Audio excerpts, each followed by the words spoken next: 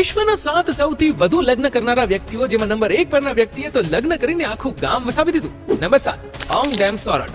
Aung Dam Sorot થાઈલેન્ડમાં રહેતો એક એવો વ્યક્તિ છે જે તેની 8 પત્નીઓ સાથે રહે છે. ઓંગ કહે છે, મારી બધી પત્નીઓ એક સાથે હળી મળીને રહે છે અને તેમની વચ્ચે ક્યારેય કોઈ ઝઘડો થતો નથી અને મારી બધી પત્નીઓ મને ખૂબ જ પ્રેમ કરે છે.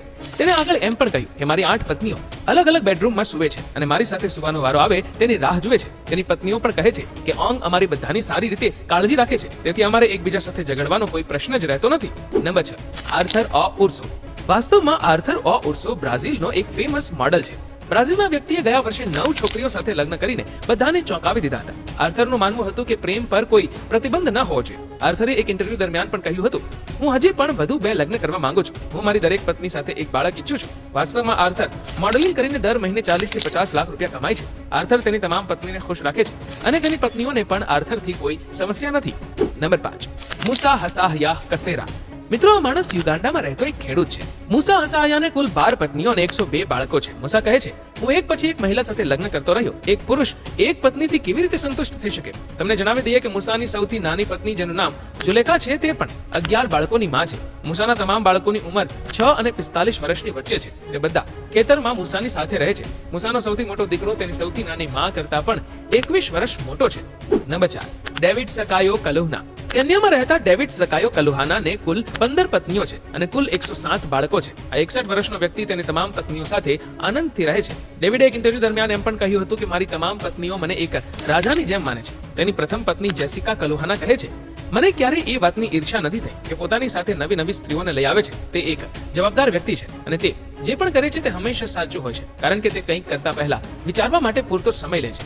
ડેવિડ કલુહાનાનું વધુ મહિલાઓ સાથે લગ્ન કરવા વિશે કહેવું છે કે તેને રાજા સોલોમન પાસેથી પ્રેરણા મળી હતી, જેને 1000થી વધુ પત્નીઓ હતી. હું મારી જાતને સોલોમનથી પણ ઓછી નથી સમજતો, તેથી હું સ્ત્રીઓ સાથે લગ્ન કરવાનું ચાલુ રાખીશ.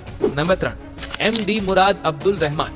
મિત્રો, દાદ મોહમ્મદ મુરાદ અબ્દુલ રહેમાન યુએઈ ના રહેવાસી છે, જેને લોકો સુપર દાદના નામથી પણ ઓળખે છે.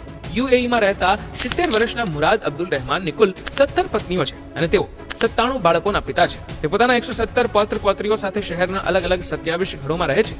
અબ્દુલ રહેમાનનું કહેવું છે કે તેની તમામ પત્નીઓ અને તેમના તમામ બાળકો એકબીજા સાથે ખુશીથી રહે છે. કોઈને પણ એકબીજાથી કોઈ સમસ્યા નથી. નંબર 2, જીઓના.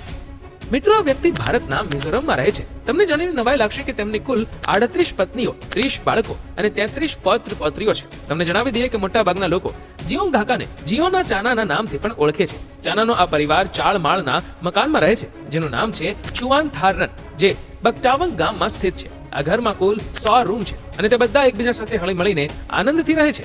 નંબર 1, બેલ્લો અબુબકર.